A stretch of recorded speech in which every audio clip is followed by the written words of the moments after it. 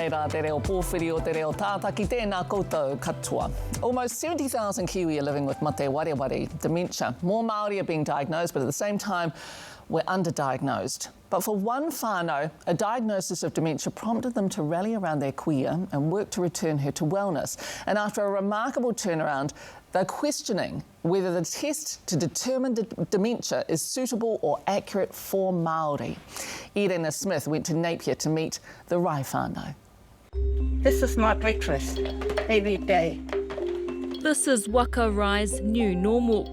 Gone are the bacon and eggs she loved, replacing it with my walnut, my cereal. Now 81, she has spent most of her life raising her children and looking after her mokopuna. You just sprinkle it over. She was quite strict growing up. She was very structured. She coached a lot of our sports teams, so like our netball team and our softball teams. And so, yeah, she was always known as the stern, strict coach. At home, she was really nurturing. She taught us a lot about growing our own kai, the marae, organic veggies, preserving. We did a lot of fermentating, all that kind of stuff. Yeah. Waka was one of 14 and is the only one still alive. Growing up on a farm in Ruatoria, she learnt from an early age to be self-sufficient. We were only about 4 or 5. We had to do gardenings and that because we used to grow our own food and all that. Well, if we want meat, we just get one from the farm, sheep, and pig, or cow. So it was good life. Marae visit Waka and her whānau 2 years to the day after she was diagnosed with dementia. I was sick. I got a bit lonely more or less, and having any of the kids coming over was good. And then, I was sick. But then mainly all the pains and aches. And she started to lose a lot of weight, and she was getting forgetful. When I would come and visit her and I would bring friends over, she would kind of look at them like, who's that? And I'm like, oh, you just saw her last month kind of thing. So just little things like that I started to notice. But just put it down to, she's getting older. It's all part of, our kaumātua. As they get older, they start to forget things. So it probably was around that time. It was all over the world. Whānau say things went from bad to worse when the doctors told them she would be too ill to have a routine operation, and also that she was showing signs of dementia. They'd ask her questions, what's your name, what's your date of birth, because she was in so much pain, I guess, and other contributing factors. She wouldn't respond to them, and so they automatically think, she might have dementia. And so they had to put her through that process of assessment so that the whānau could then take over and make decisions for her. They said, your mum's, you better ring the whānau, mum's not going to be around very long, we just need to make her comfortable now. And it was just like, Jesus, gone from her forgetting things to actually she's really, really unwell. Sally moved in with her mum and began to make changes, firstly to her diet and routine. Sally was putting into practice mātauranga she had learnt through her research in gut health, o puku ora. Looking at kai as rongoa, so knowing that we could actually change her kai patterns, so removing the deep fries and the fast foods and the salty foods and the sugary drinks and all that kind of stuff, and replacing it with kai that she was familiar with as a child. And she'll talk about that. We grew up and we grew our own veggies and we didn't have much meat. We had kai straight from the moana, fresh kai. We had fruit trees. And so that's the kai that her body knew. Waka says getting her legs moving has been another big part of her journey to wellness. Walking is now part of her everyday routine. so this way I go this way. Okay. Or I can go that way. No, whatever. Yeah, okay. Well, despite telling me she hates photos, she gets used to the camera, and we talk more about diet change and who she meets on her walk. Soon we have made it around the block. This is a short walk, she says. But you always find your way home, eh? Oh, yeah. You don't get lost? Hell no. Look at you. What in there? You're going away. Oh, cool. It's reactions like this that prompted Waka and her whānau to question the dementia diagnosis, but more importantly, the test itself. The test is not conducive to Māori. I don't believe it's conducive to Māori. You're sitting there in front of a kuia asking her to repeat a story about John Smith, and Mum's like, who the F is John Smith? I forget. People do forget things, you know, but doesn't mean say you've got dementia. But if you have to read silly questions like they tell you to say, you got to have time to think. We asked clinical neuropsychologist Dr Makarena Dudley, who has spent 10 years focusing on mate wareware, how reliable the initial tests are. There is always the possibility that there was a misdiagnosis. That has happened. We do have research that backs up that claim. So that's a possibility. But, you know, who knows? A change of diet can impact on a number of different medical conditions. She says mate wareware is more than just occasionally forgetting things. It's important that we don't confuse like normal memory loss that is associated with getting older. I have a lot of memory loss myself. I can never remember, you know, what I went into the next room for, and so forth and so on. But it is perhaps when the whānau notices that the memory loss or the confusion or the inability to come up with words that would normally be easy becomes problematic in their kuia kaumātua's daily life. Dr Makarena agrees the test used to determine if someone has dementia isn't culturally appropriate for Māori. She has been part of developing an assessment tool for Māori. The main point of difference, and the mana tool is different from any other tool, in fact, used for this purpose throughout the world, is that we have included a component asking the patient about their wairua. And so this is in response to the kaumātua, the hundreds of kaumātua that we interviewed around the motu, who said to us their wairua was the most important part of their health and well-being, but the doctors never asked about it. So we knew that that was something that we had to be a part of this mana tool. So that's the first component when administering the whole battery of the mana tool. And not only does it really give the clinician an insight to how that person is doing spiritually, it also is an opportunity to develop rapport. It's an opportunity for the kaumātua to develop some sort of trust in the clinician, and just really paves the way for a much accurate, I think, assessment. Waka loved the independence of driving. A diagnosis of dementia took that away. Now, this is as far as she can go. Legally, she's no longer able to drive. Sally took her to get retested, but was told there was no way of reversing the initial diagnosis. The only reason I wanted her to be retested is because she wasn't displaying any of the symptoms of dementia anymore. And she wanted to get her licence, and so she was 80 and she had to resit her licence. The whānau wanted to share their story in the hopes of helping other whānau and show that lifestyle changes can have a major impact. For my mum, I think she was just lonely. You know, a lot of her symptoms came from her being lonely. Lonely for her whānau, lonely probably for going back to her papakainga back in Ruatoria. So she was lonely for that, but she just didn't know how. She couldn't articulate it because she just got into these patterns and then just forgotten what is it that makes me happy. But you ask her now, what makes her happy is her whānau. It's getting out and seeing people and connecting, doing her marakai, like getting her hands in the soil. That's the stuff that makes her happy. She'd just forgotten that. And if that's dementia, well, then we just need to throw that out of the window and actually prescribe whānau. Part of the Rai whānau plan was to ensure there were people around more often. And who better than her moko. Hi, Nan. How are you? I'm good. That's good, Dan. Yeah, what would you like me to do today? Oh, What began as odd jobs around the house turned into a business called Moko Boys. Programs like Moko Boys, where the young people are going into the homes and mowing lawns and just interacting with that's so important, because that vibration that they bring, that energy that they bring into that space is rongoa.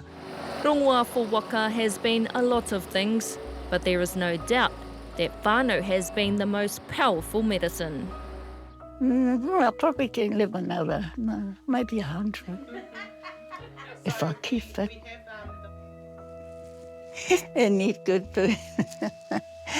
Yeah. O, tēnā koe whae, tēnā koe Irena. I te pai o ina whakamārama nohoro mai.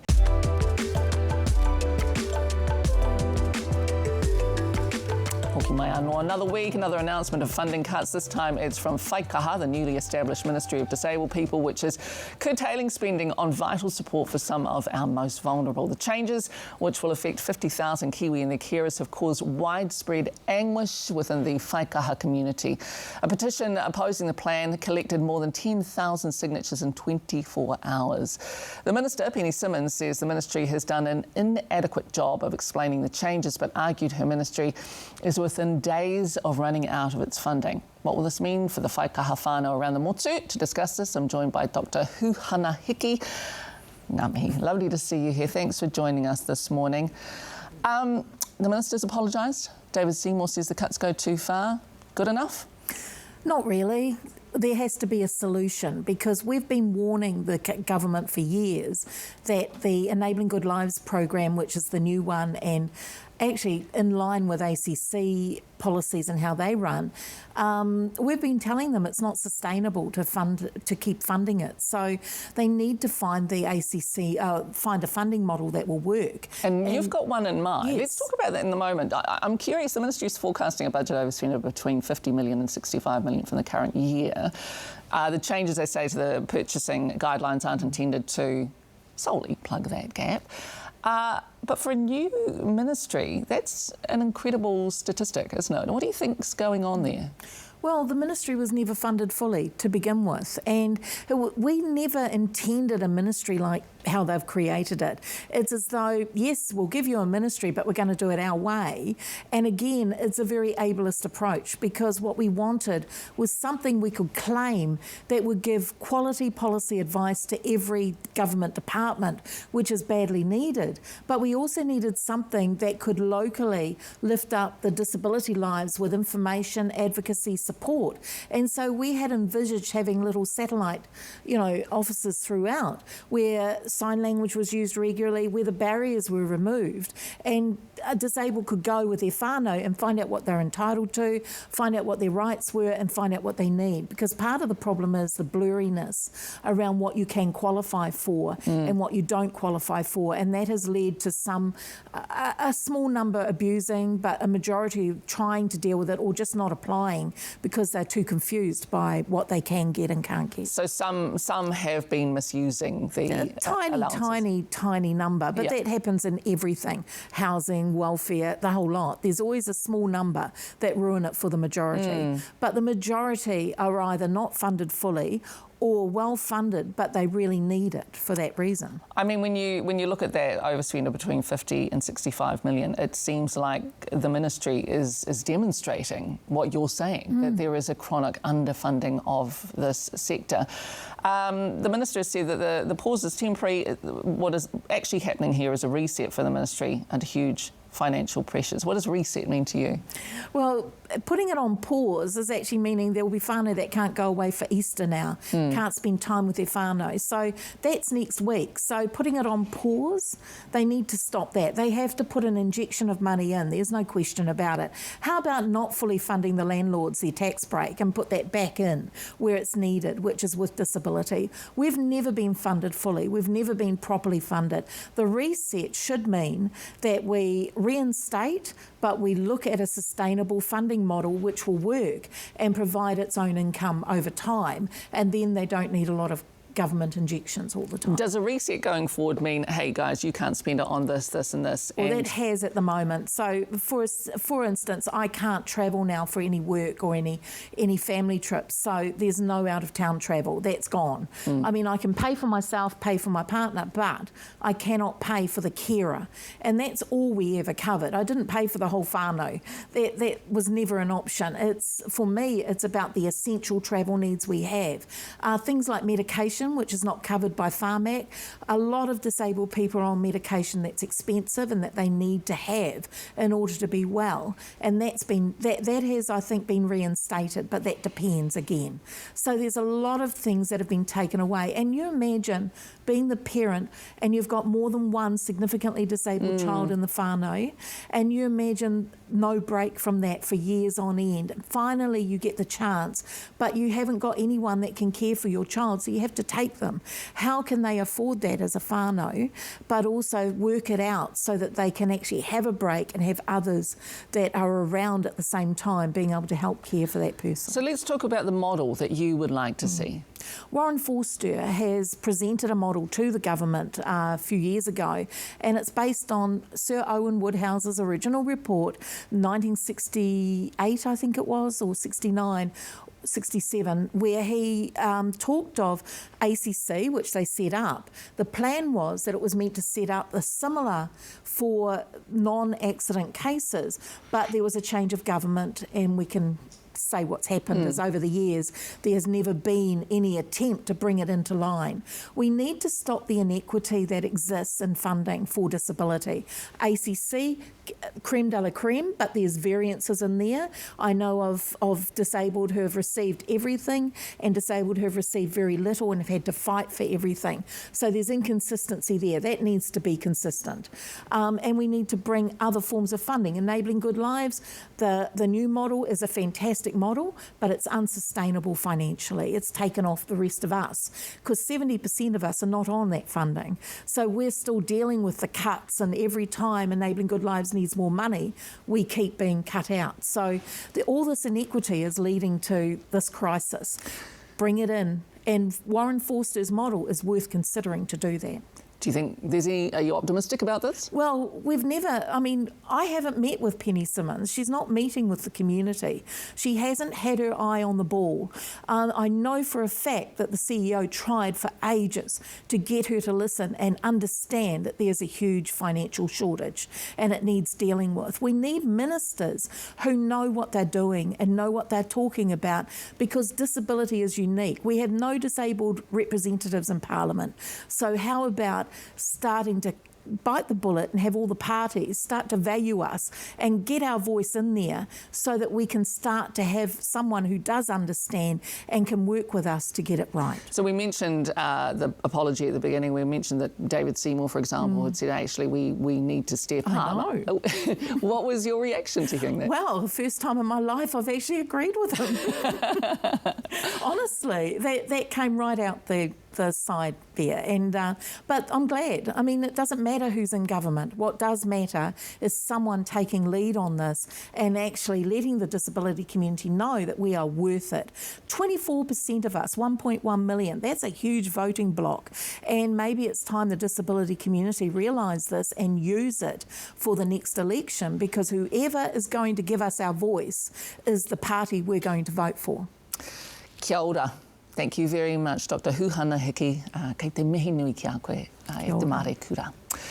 E whai ake nei, we head to Taranaki to the world premiere of Rachel House's first feature film as a director, The Mountain.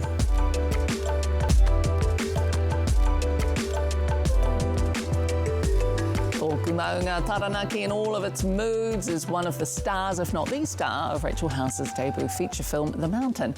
It's a heartfelt drama about three children on a mission to climb the mountain, some to connect with their tupuna, each of them seeking a form of healing. Leigh-Marama McLachlan was in Ngāmutu, Taranaki for the world premiere. When the maunga calls, the hapori arrives. In style.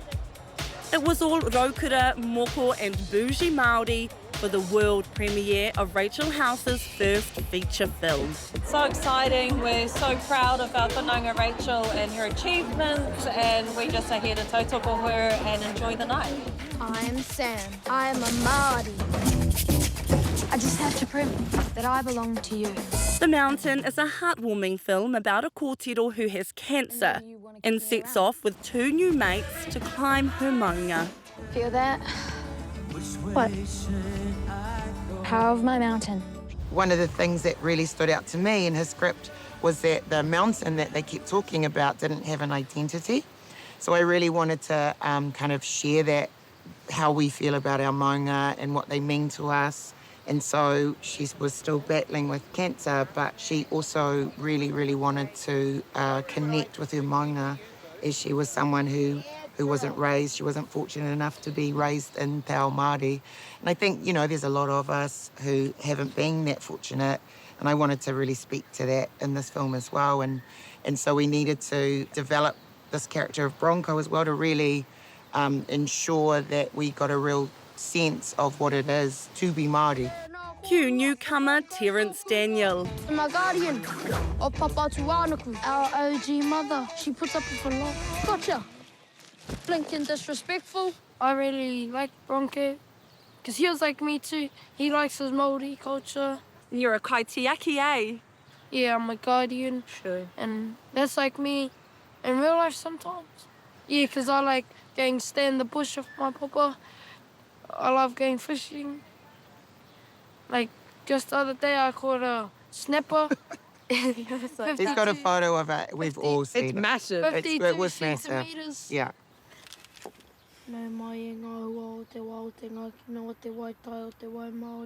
The film was shot here in Taranaki. It's all about identity and belonging. But it was the maunga who stole the show, named in the closing credits and all. It was insane working with the mountain itself. Yeah, pretty special when we were up there for those couple of nights. Yeah. Yeah. I remember being there, and it was really beautiful at a moment, but cold. At 4 o'clock, the sun was rising, and it was very holy and beautiful. Mm. And we felt, I felt like we were quite protected. I felt we were like in another world, like a... Yeah. Yeah. It was another like country now. Another universe. I've definitely come back with whānau. We were talking before that Rachel's like an auntie to us now. She's almost like an auntie to all of us. Yeah, I've been in this game a long time. No child left behind is our motto. Well, Rachel House is well known on screen, starring in beloved Māori hits like Boy and Hunt for the Wilder People, as well as global blockbusters Thor and Disney's Moana. One of these. Or I chose the wrong tattoo. She has a long history in theatre too. Okay, he's all yours. No returns? I'm just joking. Rachel, you're well known in front of the camera, but what's it like directing your first feature film? It's interesting because I think I've done so much directing before in theatre and various other things. So it was exciting, but I wasn't nearly as nervous as I thought I might be. But for these first-time movie stars, it's been a wild ride. When I got the part, I was really excited, but at the start I was really stunned. But then I ran down to go tell my neighbours, and I got on my phone and started ringing all my cousins and my whānau. My mum was probably the most excited. So when I landed the part, I couldn't sleep for almost the entire night, just trying to get my head in that I was in a movie. And then I started crying lots. Mum was crying. I was jumping up and down, and I didn't say anything. I just think maybe thank you. Yeah, it was really cool. I just love working with kids. I think that was something that I just, I really remembered how special it is to work with tamariki. Like every day was just a joy, and I'm so glad that we're having our premiere finally tonight. Now we're here. I think anything that's intrinsically Māori is going to be cool. And the more films, the more movies we have in that sort of world, the better and the more normal it's going to be. So I thought it was going to be more comical than dramatic, but it's gonna pull on the heartstrings real hard. I've learned so much about tangata whenua and what it means to be living on this land, because I'm not, you know, born and raised in Aotearoa. I'm not Māori. I don't have like cultural heritage here, and I'm living on this land that belongs to other people, and what it means to cherish it, because I've been accepted and welcomed so greatly by these wonderful people. I'm a little boy from Christchurch, and so it was a really nice feeling to sort of be part of that and be welcomed into that. Rachel's such a great person to work with, so it's been really fun to be on her first film. First feature-length film, and we're so very, very lucky to actually have her as a director in New Zealand and not lost to offshore yet. I mean, this is props enough. This is so lovely. I mean, it's so, you know, it's gorgeous. It's small scale, but gorgeous. Like, everyone who is here wants to be here, and we're in Taranaki, yo. It's so gorgeous, right? You know, I feel really proud.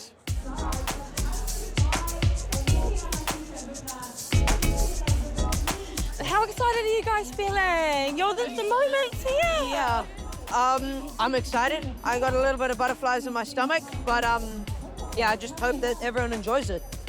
I'm very excited, but also nervous. Same as I'm excited to see their reactions, if it's cool or not. He pō waka ngā hau, he pō waka hira hira. I raro i te koro ai aroha o tō tātou maunga, maunga Taranaki.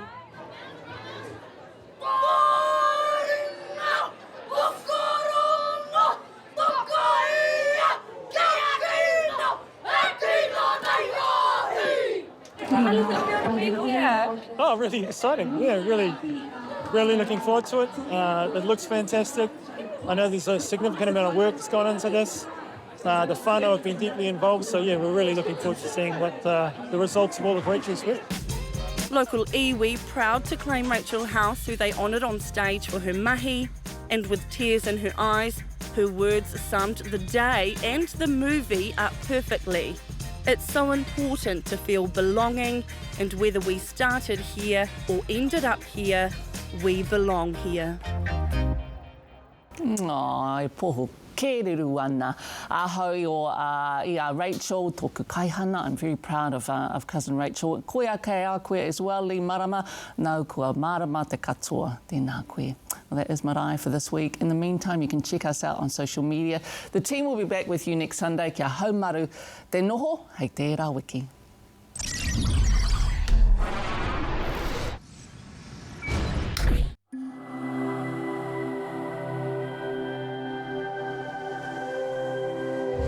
Ko te reo, te take.